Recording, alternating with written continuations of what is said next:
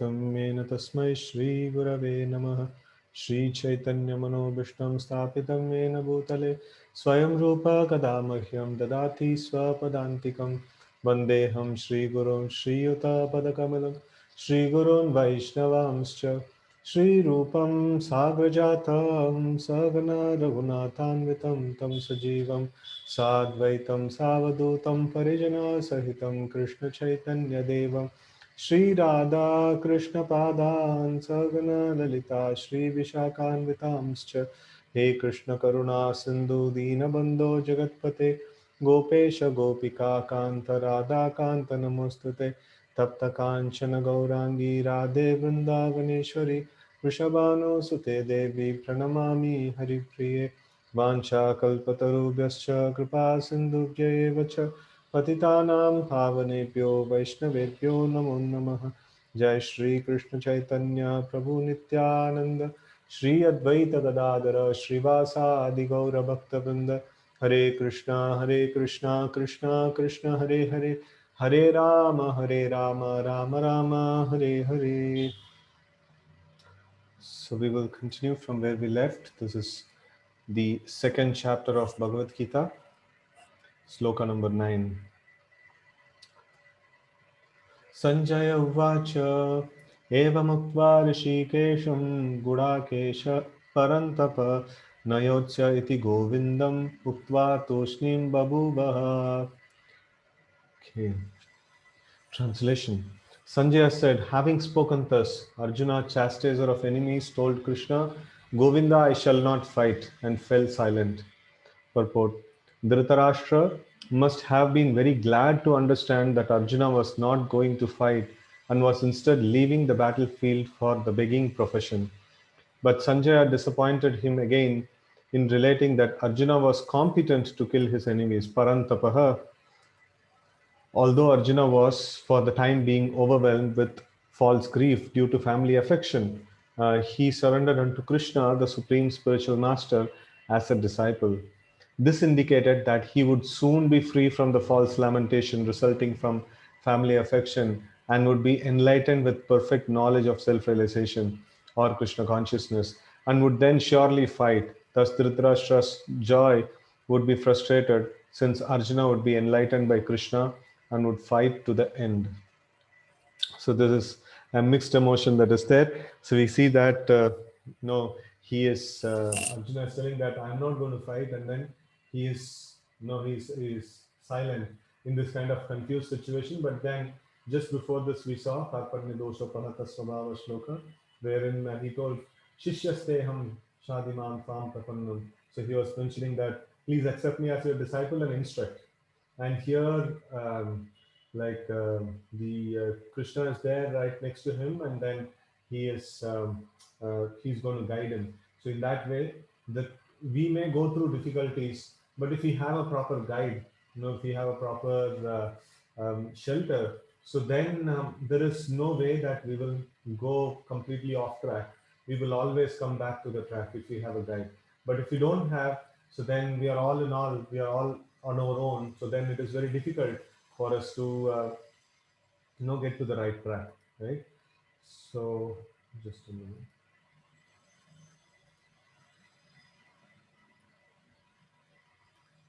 Okay, so my volume is okay, audible. Now it is better, bro. It's better, no? Yes, bro. Okay, okay. So yeah, so this is the way. Like if we may have to go through different problems in life, but then if we have a right kind of a guidance and right kind of guide is there, so then it is not a problem. We can actually go through any difficult situation. So it is a matter of time. We will get the right kind of a guidance and we will move forward. But if there is no proper guide, so then it's a problem. So then we are all on our own, and whether we will come to the right path, it's a big question mark, and it's difficult actually. So here it's a nice way it is put that Sanjay is mentioning all these things now with the idea of giving the information to Dhritarashtra, and at the same time he's sufficiently warning Dhritarashtra that this is not the end of it. No, Arjuna is going to get enlightened by Krishna, and he's going to again get back. Hmm? Okay, let's continue. Text 10. Tam uvacha ऋषिकेशः प्रहसन्निव Bharat सेनयोरवयोर्मध्ये विसीदन्तम् idam vachah. O descendant of Bharata, at that time Krishna, smiling in the midst of both the armies, spoke the following words to the grief-stricken Arjuna. Purport. The talk was going on between intimate friends, namely the Rishikesha and the Gudakesha. As friends, both of them were on the same level, but one of them voluntarily became a student of the other. Krishna was smiling because a friend had chosen to become a disciple. As Lord of all, he is always in the superior position as the master of everyone. And yet the Lord agrees to be a friend or a son or a lover for a devotee who wants him in such a role. But when he was accepted as master, he at once assumed the role and talked with the disciple like the master, with gravity as it is required. It appears that the talk between the master and the disciple was openly exchanged in the presence of both armies, so that all were benefited. So the talks of Bhagavad Gita are not for any particular person, society, or community, but they are for all, and friends or enemies are equally entitled to hear them. So it's a nice, amazing thing. So if we have something really valuable in this world, so we will try to treasure it. We will try to keep it for ourselves, right? So that's the nature of it. And if we openly distribute it, then we will lose it.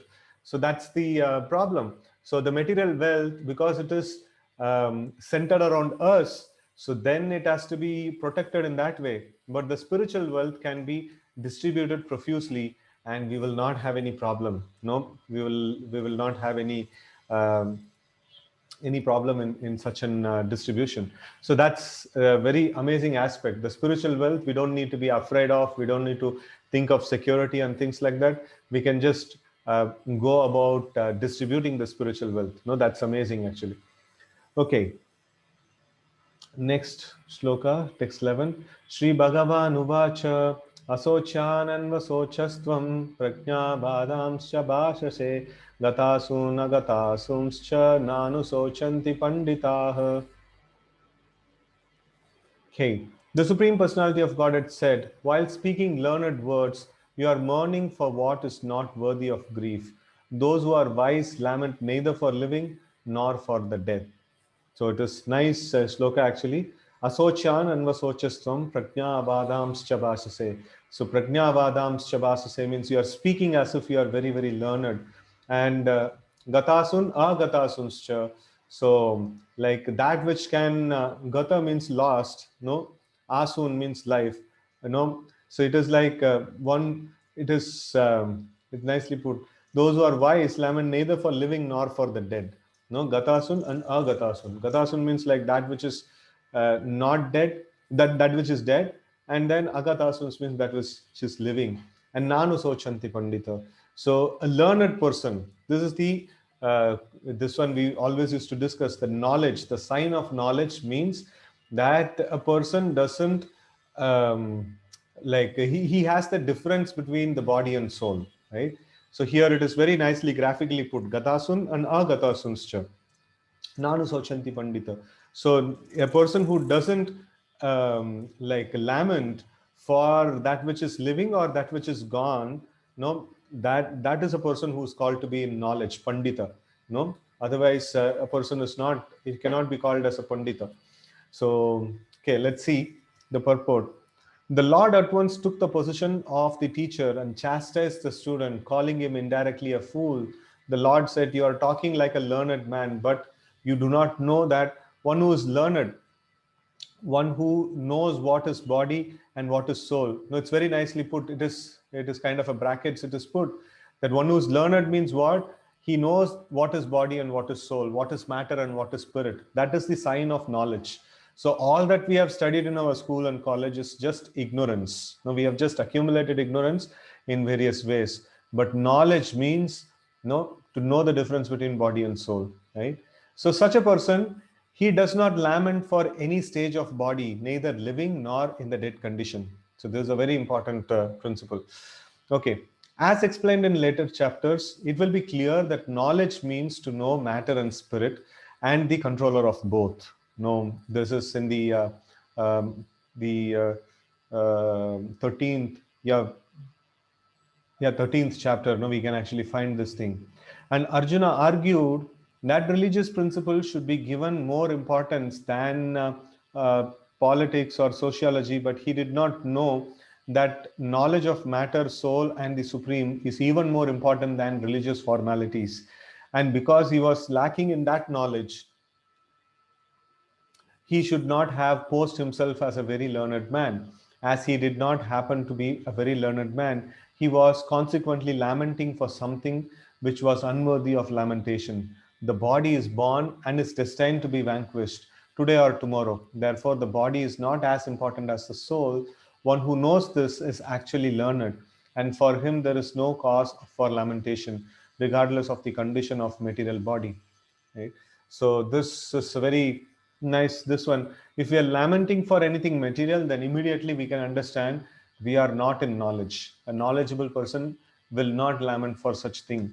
And the sign of knowledge means no, he is blissful, no, he is happy. So that's the sign of knowledge. Okay, text 12. Natve vaham नत्वयेवाहं जातु नाशं न त्वं नेमे जनाधिपाः न चैव न भविष्यामः सर्वे वयं मतः परम्. Never was there a time when I did not exist, nor you, nor all these kings, nor in future shall any of us cease to be. It's a very important principle here.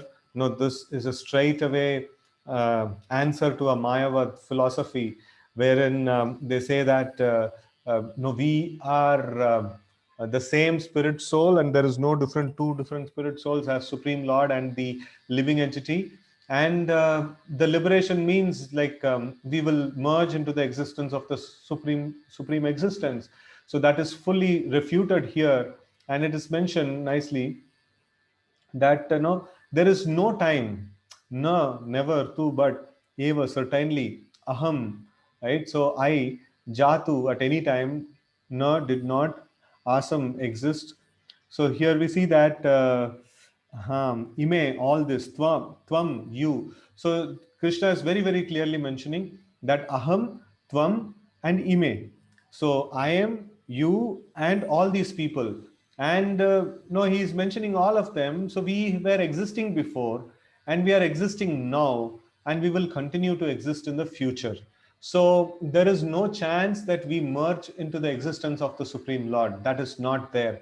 So it's very, very clear sloka it is for Mayavad, like opposition. Okay, purport. In the Vedas, in the Kata Upanishad, as well as in the Shvetasvatara Upanishad, it is said that the Supreme Personality of Godhead is the maintainer of innumerable living entities in terms of their different situations according to individual work and reactions of work. So this is Eko Bahunamyo Vidadati Kaman. Okay. So the Supreme Personality of Godhead is also by his plenary portions alive in the heart of every living entity. No, Ishvara Sarvabhutanam Hridadesha Arjuna Tishtati. Only saintly persons who can see within and without the same Supreme Lord can actually attain to perfect an eternal peace. So, Nityo Nityanam, Chetanas Chetananam, Eko Bahunam, Yo Vidadati Kaman, Tam Atmastham, Ye Anupashyati, Dhiras, Tesham Shanti, Shashwati Netaresham. So, this is a very, very important sloka from Kata Upanishad. So, it says that no, this one entity, one supreme, no, amongst all the eternal and amongst all the conscious beings, is the master of everyone else, and he is supplying the needs and necessities of all the living entities. One who is able to see this thing, no, tam atmastam ye anupashyanti dhiras, no, somebody who is like very, very dhira, a sober person, who can see this thing that no, one person is supplying the needs and necessity of all the living entities. No, tesham shanti shashwati netaresam. So for him, shanti is available. For him, no, there is. It's nicely mentioned. Only saintly persons, dhiras, who can see within and without the same Supreme Lord, can actually attain perfect and eternal peace. No, otherwise, it is not possible to get peace. Okay. The same Vedic truth given to Arjuna is given to all persons in the world who pose themselves as very learned but factually have but a poor fund of knowledge. The Lord says clearly that He Himself, Arjuna, and all the kings who are assembled on the battlefield are eternally individual beings, and that the Lord is eternally the maintainer of the individual living entities, both in their condition and in their liberated situation. Right? So it is very clear that Krishna is not telling that probably before you were not together, before all of you were not existing, now you are existing, and later on you will cease to exist. No, he doesn't say like that, right? So in fact, he tells this for the body. No, the body is non-existent and it is happening or it is appearing to be existent now, and in the later point in time this body will be destroyed. So he mentions that in the very same chapter, in a few shlokas ahead. But in terms of the soul, Krishna is very, very clear. He's telling that it is always ever existing. No, there is no deterioration in the composition of the soul or in the identity of the soul. Hmm. Okay. Hmm. Okay. Individuality. ठीक है. The Supreme Personality of Godhead is the supreme individual person, and Arjuna, the Lord's eternal associate, and all the kings assembled there are individual eternal persons. It is not that they did not exist as individuals in the past, and it is not that they will not remain eternal persons. Their individuality existed in the past, and their individuality will continue in the future without interruption. Therefore, there is no cause for lamentation for anyone. Literally speaking, that Krishna is mentioning, you cannot possibly kill anyone. Everyone are eternal, everyone are always existing, right? So that's the thing that Krishna is mentioning here. The Mayavadi theory that after liberation, the individual soul separated by the covering of Maya or illusion will merge into the impersonal Brahman and lose its individual existence is not supported herein by Lord Krishna, the supreme authority. So they tell that if you take a pot, if you take a mud pot, and then there is a sky within the mud pot, and there is sky outside the mud pot, and what if the mud pot is broken? The sky within the mud pot and the sky outside is merged, and actually speaking, there was no like a separate sky within the mud pot. It is always been one single sky. Only the presence of pot made it appear that there is a sky within the mud pot and there is a sky outside the mud pot.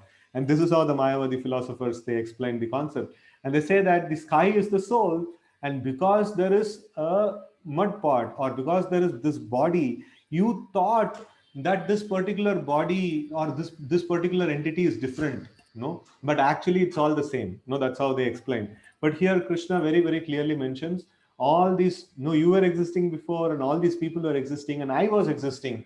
So he's using all these words, no, tvam, aham, no, ime, no, all these words he's using. It's very, very important to note.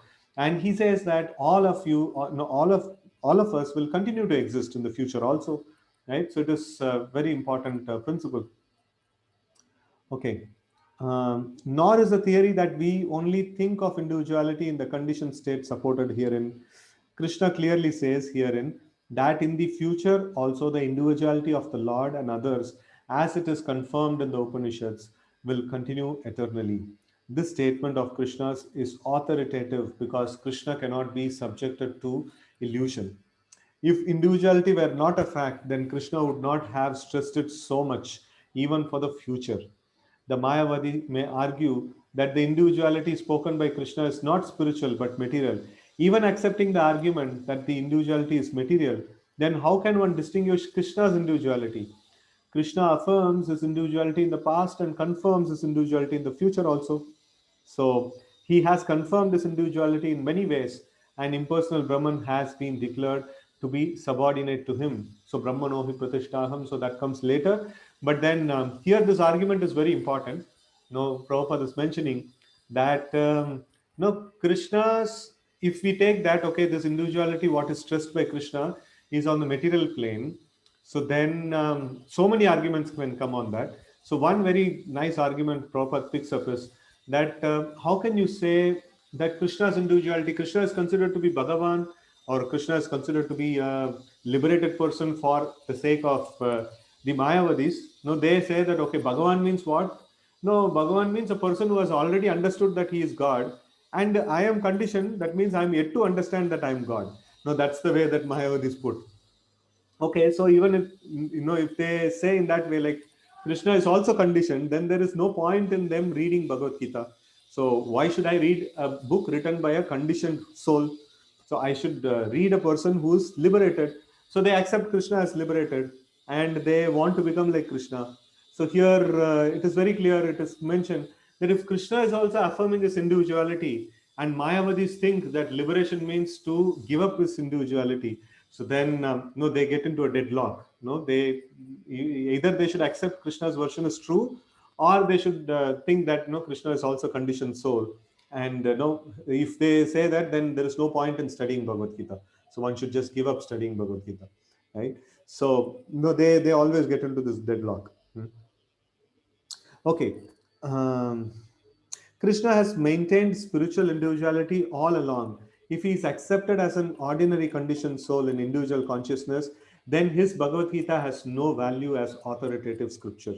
A common man with all the four defects of human frailty is unable to teach that which is worth hearing.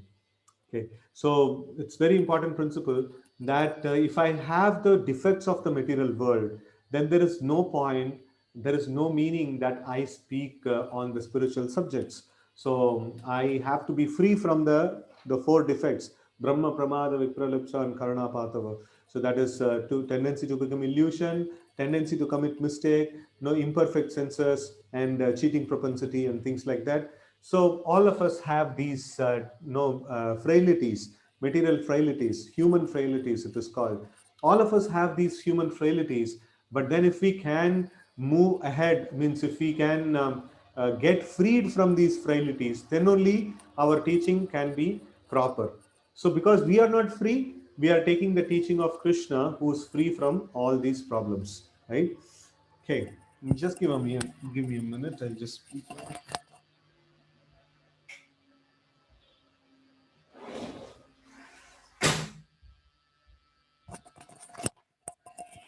Okay, so so Krishna is not with all these frailties. He is free from all these frailties.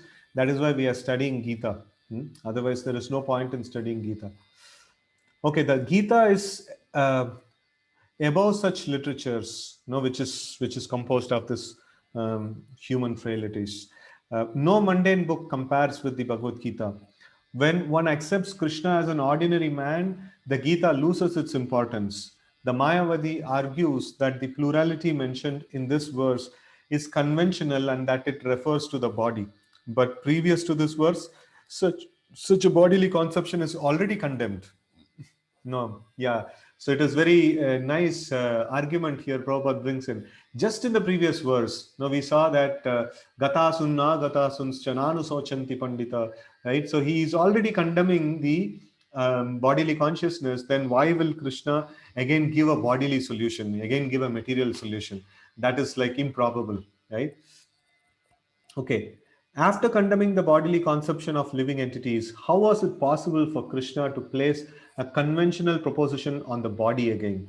Therefore, individuality is maintained on spiritual grounds, and it is thus confirmed by great acharyas like Sri Ramanuja and others. It is clearly mentioned in many places in the Gita that the spiritual individuality is understood by those who are devotees of the Lord. Those who are envious of Krishna as Supreme Personality of Godhead have no bona fide access to the great literature. The non devotee's approach to the teachings of Gita is something like that of a bee licking on a honey bottle of honey. One cannot have a taste of honey unless one opens the bottle, right? Similarly, the mysticism of Bhagavad Gita can be understood only by devotees, and no one else can taste it, as it is stated in the fourth chapter of the book. Um, Nor can Gita be touched by the persons who envy the very existence of the Lord. Therefore, the Mayavadi explanation of Gita is most misleading presentation of the whole truth. Lord Chaitanya has forbidden us to read commentations made by Mayavadis and warns that one who takes such an understanding of Mayavadi philosophy loses all power to understand the real mystery of Gita. If individuality refers to the emphoric universe, then there is no need of teaching by the Lord. The plurality of the individual soul and the Lord is an eternal fact, and it is confirmed by the Vedas as above mentioned. So there is when he's talking about himself, he's using singular, and when he's talking about all the living entities around him, no, he's talking about plural. So the Lord is singular entity, and the living entities are plural in number, and all of us we will continue to have our individuality. No, that's a very important lesson that has been given here. Okay, so now comes a very important sloka. Text 13. Dehinosmin yata dehe kaumaram yavvanam jara tata dehantara praptir dhiras tatra namuhyati. As the embodied soul continuously passes in this body from boyhood to youth to old age, the soul similarly passes into another body at death. A sober person is not bewildered by such a change. So, no, as we were seeing in the previous sloka, in the commentary also, Prabhupada is mentioning that now how can Krishna give a bodily solution? No, the individuality is not bodily individuality. How can Krishna give a bodily solution? No, because Krishna was condemning the bodily concept of life. And in the previous sloka, and immediate next sloka also, Krishna is condemning the bodily concept of life, right? So he's mentioning that a dhira, he will not be disturbed by the change of body. No, that's happening, right? So that's a most important aspect here. Okay, purport. Since every living entity is an individual soul, each is changing his body every moment, manifesting sometime as a child, sometime as a youth, and sometimes as an old man. Yet the same spirit soul is there and does not undergo any change. So, in fact, we see that though our body has completely changed from the time we have born to the present time, but still we feel we are the same person. From where is this identity coming? What is that entity in our whole existence which has not changed? No, that is a soul, right? And okay. Yet the same spirit soul is there and does not undergo any change. The individual soul finally changes the body at death and transmigrates to another body. And since it is sure to have another body in the next birth, either material or spiritual, no, there was no cause for lamentation by Arjuna on account of death, neither for Bhishma nor for Drona, for whom he was so much concerned. So this is a very nice point here. So we have to take another body. If we give this body up, we have to take another body, be it a material body or a spiritual body. So spiritual body is made of Sachit Ananda, and material body is made of Achit, no, Asat and Nirananda. So that's the composition of material body. And the Achit, Asat, and Nirananda takes the form of three modes of nature and the material elements and things like that. So in that way, the material body is constructed, with particular kind of a modes in place, particular kind of ingredients in place, and the spiritual body is constructed based on Sat, Chit, and Ananda. So that is completely the Chit Shakti of the Lord, or the Lord's potency, is used. Lord's internal potency is used for the spiritual body, which is there. And one devotee was telling a nice analysis. The material body is made for made for sense gratification. And the spiritual body is designed for service for the Lord. The material body, we can use the material body in service of Lord. That's the best of the bad bargain. And no, but then you cannot make the material body completely spiritual. It can be made as spiritualized. No, it is a very important concept here. It can be made as spiritualized. Prabhupada often used to give this example of keeping the iron rod on fire. So, if you keep the iron rod on the fire, the iron rod will acquire the properties of fire. The iron rod will not become fire. The iron rod will remain as an iron rod. So, we have got this material body. No, it's a bad bargain. No, let us use the best out of this bad bargain. So what is the best that we can do? we can engage this body which is designed for material sense gratification in the service of the Lord. And when we engage in such a way, our spiritual body is prepared, right? So we will get the spiritual, what is that? Spiritual muscles, spiritual blood, and spiritual body, right? So spiritual body is prepared. And when our spiritual body is developed, it's simultaneously developing. It is not that after we give up this material body, we will assume a spiritual body. So it is simultaneously developing. To the extent we develop our spiritual body, we will become free from all the problems of material life. We will be very, very satisfied and happy, right? So it's very important that it is mentioned that when Narad Muni, like in the fifth chapter of the first canto of Srimad Bhagavatam, it is mentioned that how Narad Muni, in his previous life as a small boy, he got the association of Bhakti Vedantas, and he was practicing Krishna consciousness. And at the end of the life, there was a lightning that struck him.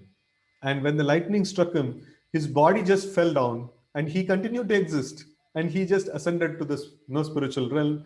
So that is the amazing aspect. So we have to develop this spiritual body. And at the point of death, only just this externals will fall apart and we will continue to exist. And we will continue to exist in the spiritual plane, right? So we don't need to take another body. No, we would have developed our spiritual body at that time. Okay, so if that is the case, if the soul is not going to be dead, so then why is the Arjuna like having so much of tension? Why is the Arjuna taking all these anxieties, right?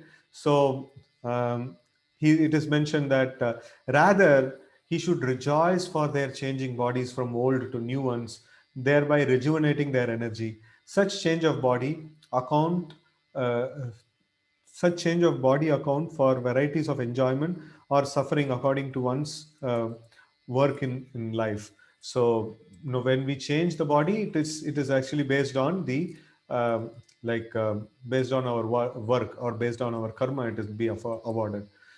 So, Bhishma and Drona, being noble souls, were surely going to have spiritual bodies in the next life, or at least life in heavenly bodies for superior enjoyment of material existence. So, in either case, there was no cause of lamentation. That means, no, they are going to ascend upwards. So, Prabhupada always gives an example in this scenario. He tells that a sadhu, he happened to meet. Different kinds of people, and for different people he gave different blessings. And when he saw a brahmachari who was performing austerities and things like that, so he was telling that no, better you die. So why? Because if he dies, then for all that austerities he has performed, so much of happiness that has been so much of happiness that has been no it is it's expected in his next life. So better he die and encash on all the austerities that he has performed. And then there was what is it, king or a prince. He came and he told like, no, better you live for a long time. So because this king's son, he's there in Rajbhog, he's actually enjoying the kingly opulence, and he is committing some sinful activities also. So let him live for a long time. So at least his happiness is there in this lifetime. So let it continue. Because if he dies, then he has to pay for all the enjoyment that he has, that he has unwarrantedly enjoying. So then there was a hunter, hunter who was very, very sinful. His business is killing all the time, right? So when the hunter came, he told that, neither you live nor you die. Now, this is like, if he lives, he'll commit more sin. That's going to put him in more trouble. And if he dies, immediately this sinful reactions for all his killing will haunt him, right? So he was telling that neither you die nor you live. No, it is a any way you do, like, you are going to suffer. So there is no point in either you're living or dying. So then there was a devotee, he came, and this rishi blessed him, saying that, no, you live or you die, it doesn't matter. No, so you live to render service to the Lord, and you die, you get back to the spiritual world and continue your service to the Lord. So it doesn't matter whether you live or die, right? So this is a very important this one. So here also Krishna is applying similar kind of a principle, and he's saying that Bhishma and Drona are the primary like personalities on whom Arjuna was having so much of affection. And Krishna is telling that no, you are lamenting for them. Already they have done, they are pious souls. No, they are so nice people.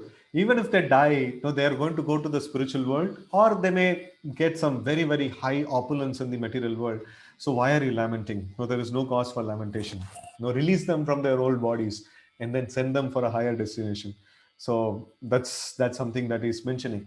So this is not the ultimate solution that Krishna is giving. Ultimate solution is something else.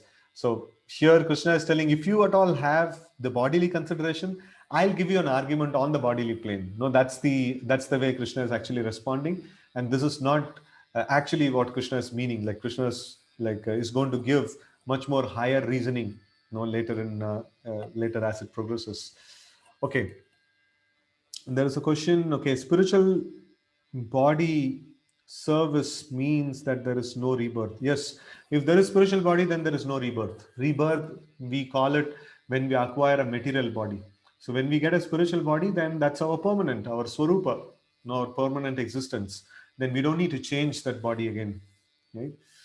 Okay. Any man who has perfect knowledge of the constitution of individual soul, the super soul, and the um, nature, both material and spiritual, is called a dhira or a sober man. Such a man is never deluded by the change of bodies. So again, the knowledge aspect is hinted here. Knowledge means what? To understand soul and to understand spirit and matter. That's what we studied. Here, a little more detail is given. And knowledge means what? To know the individual soul, we ourselves, and then the super soul and the nature, both spiritual nature and material nature. That means what is spiritual variety and what is material variety. A person who can see at that plane. Right now our consciousness is on material plane. We cannot have any spiritual perception. Now we have a little bit of spiritual perception based on guidance and based on the learnings that we have got, and based on a little bit of realization that we have got. And no, but we don't have an absolute spiritual vision. So, but a person, a dhira or a knowledgeable person means who has a clear cut, who can actually make a clear differentiation between what is matter and what is spirit. And he is really very clear about this thought. Such a person is called dhira or pandita or a learned, jnani and things like that. So this is how they are addressed. So a person who knows the difference between body and soul. Okay, such a man is never deluded by the change of bodies. Now, if he's knowing that what is soul and what is body, and soul, I will not be affected. This temporary bodies will keep on changing. So, if there is some change, then also it is a problem. So sometimes, like we may have some money, and we know that the money may not stay with us for long. But then, if it goes from our hand, we lament, right? So why do we lament, even though after knowing that this money is different from me and things like that? So why? Because I thought that it is mine. So that is where this concept of understanding the super soul comes. So I am there, the super soul is there, and material nature is there. And can I control the material nature? No, I cannot. The super soul can control the material nature. I cannot control the material nature. If I think I can control the material nature, then there is a lot of frustration. Then, even after seeing the difference between body and soul, I have not still come to the right conclusion that this matter is under the control of the Lord and I don't have access. I cannot control this matter. So that's a very important thing. So that's also another part of the knowledge. Knowledge means to understand things how they work in this whole creation. So when we do that, we become knowledgeable, right? Okay, the Mayavadi theory of oneness of the spirit soul can be entertained on the grounds that spirit soul cannot be cut into pieces as a fragmental portion. Such cutting into different individuals would make the supreme cleavable or changeable against the principle of the supreme souls being unchangeable. Hmm. As confirmed in Gita, the fragmental portions of the Supreme exists eternally, that is Sanatana, and are called Kshara. Kshara means that which can fall. So the living entities, all of us, we are Sanatana. We studied it sufficiently in the introduction to Bhagavad Gita. We are called Sanatana, and at the same time we are called Kshara. Kshara means that which can fall, right? So Lord is called as Akshara. No, Kshara. No, we come across words like this in the Bhagavad Gita. So Kshara means that which can fall, that is essentially we, the living entities, and Akshara means that which cannot fall, that which cannot come under the material illusion, and that is the spirit soul, right? Okay, so Kshara, that is, they have a tendency to fall down into material nature. These fragmental portions are eternally so, and even after liberation, the individual soul remains the same, that is fragmental. But once liberated, he lives an eternal life in bliss and knowledge with the personality of God. The theory of reflection can be applied to the super soul, who is present in each and every individual body and is known as Paramatma. So the Lord is there present in each and every individual body, you know. So, and he is known as Paramatma. And how is this theory of reflection is used? Here, let's see. He is different from the individual living entity. When the sky is reflected in the water, the reflection represents both the sun and the moon and the stars also. The stars can be compared to the living entities, and the sun or the moon to the Supreme Lord. The individual fragmental spirit soul is represented by Arjuna, and the super soul, the personality of um, and the super soul is the personality of Godhead Sri Krishna. They are not on the same level, as it will be apparent in the beginning of the fourth chapter. If Arjuna is on the same level with Krishna and Krishna is not superior to Arjuna, then their relationship of instructor and instructed becomes meaningless. If both of them are deluded by illusory energy Maya, then there is no need of one being the instructor and another the instructed. Such instruction would be useless because in the clutches of Maya, no one can be an authoritative instructor. Under the circumstances, it is admitted that Lord Krishna is the Supreme Lord, superior in position to the living entity Arjuna, who is a forgetful soul deluded by Maya. So, very important principle that we should not become an instructor unwarrantedly. No, we should instruct only if we are liberated. If we are not liberated, then we should just simply repeat the words of Krishna, simply repeat the words of Acharyas. We should not cook up our own stuff because we are not liberated. It's a very important principle. And if we are liberated, whatever we speak will be in line with the scriptures, right? So, in either ways, we cannot contradict the scriptures. So, liberated people, when they speak in line with the scriptures, and people who are conditioned, know when they speak, no, their speech will be contaminated. So, if I am conditioned and still I have to speak the worthy language and worthy instructions, then I should just simply repeat the instructions given in Bhagavad Gita. Otherwise, I'll just be contaminating everything, right? Okay, text 14. It's another important sloka.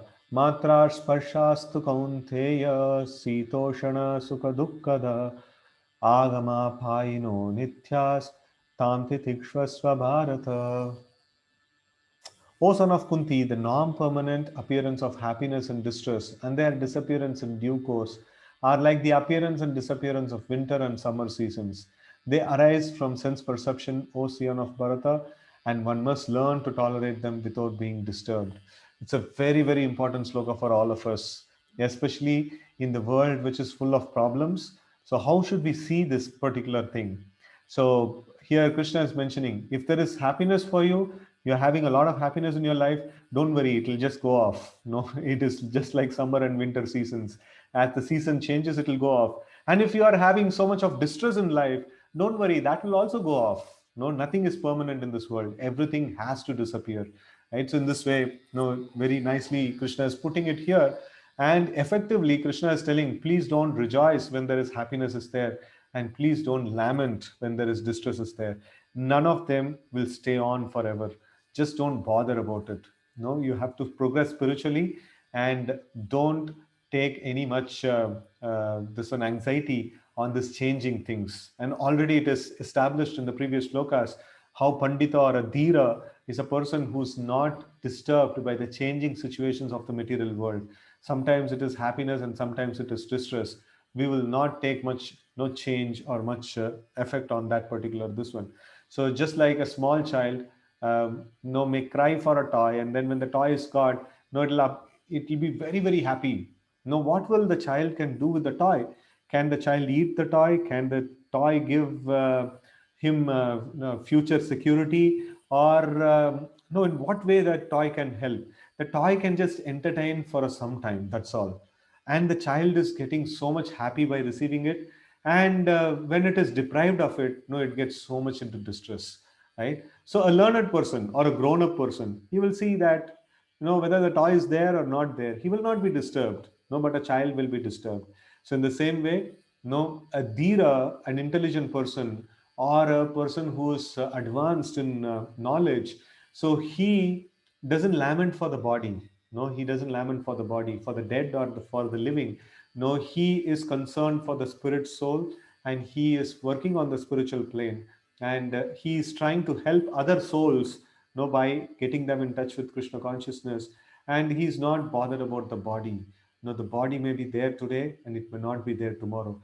And it is guaranteed that one day it will not be there with us. One day all of us will not be there here. No, all of us will have to depart, at some point in time, right? So this is the most important aspect here. And Krishna is telling that learn to tolerate tam titikshva svabharata. Learn to tolerate them. These things will keep coming. Learn to tolerate. Okay, let's see the purport. In the proper discharge of duty, one has to learn to tolerate non permanent appearance and disappearance of happiness and distress. According to Vedic injunction, one has to take his bath early in the morning, even during the month of Magh, that is January and February. It is very cold at that time, but in spite of that, a man who abides by the religious principles does not hesitate to take his bath. Similarly, a woman does not hesitate to cook in the kitchen in the months of May and June, the hottest part of summer season. One has to execute his duty in spite of climatic inconveniences. Similarly, to fight is the Kshatriya religious principle of fight is the religious principle of the Kshatriyas. And although one has to fight with some friends or relatives, one should not deviate from his prescribed duty. One has to follow the prescribed rules and regulations of religious principles in order to raise up to the platform of knowledge, because by knowledge and devotion only can one liberate himself from the clutches of Maya. The two different names of address given to Arjuna are also significant. To address him as Kaunteya signifies his great blood relation from his mother's side, and to address him as Bharata signifies his greatness from his father's side. From both sides, he is supposed to have a great heritage. A great heritage brings responsibility in the matter of proper discharge of duties. Therefore, he cannot avoid fighting. So it's nicely put that one has to tolerate the non-permanent appearance of happiness and distress. And Prabhupada gives a nice example of a serious practitioner of spirituality. He must get up early in the morning at any cost. There is no spirituality if we just sleep late, till late in the morning, and then we cannot make proper progress in the spiritual life. A person who's serious about practicing spiritual life, he will get up early in the morning and he will take a cold water bath, and no, he will not mind doing that even in the most coldest part of the year. So why? Because he's interested in the spiritual life, right? So he is not trying to feed the senses with a lot of sense gratification. No, he's trying to see that how I can advance in Krishna consciousness, how I can attain that superior destination, so that no, I will never need to come back again to this miserable place, right? So in this way, as Krishna conscious person, he actually thinks in this way. And here we also see uh, like nice explanation about Arjuna's parentage. His mother side also is glorious, because they have the relationship with the Krishna's family, and the father side is also famous. They are descendants of Bharat Maharaj, so Bharata, right? So in this way, they are like Arjuna was like well situated, and if they are in such a kind of a responsible position, highly looked upon kind of a position, so then they must they must also discharge duties accordingly, right? Okay, so probably we'll stop here and then we will continue it in the next Monday, the Bhagavad Gita, and tomorrow onwards, again, Srimad Bhagavatam. Right? So thank you all very much for joining. Srimad Bhagavad Gita ki jai, Srila Prabhupada ki jai, Gaur Bhakta Vrinda ki jai. Hare Krishna.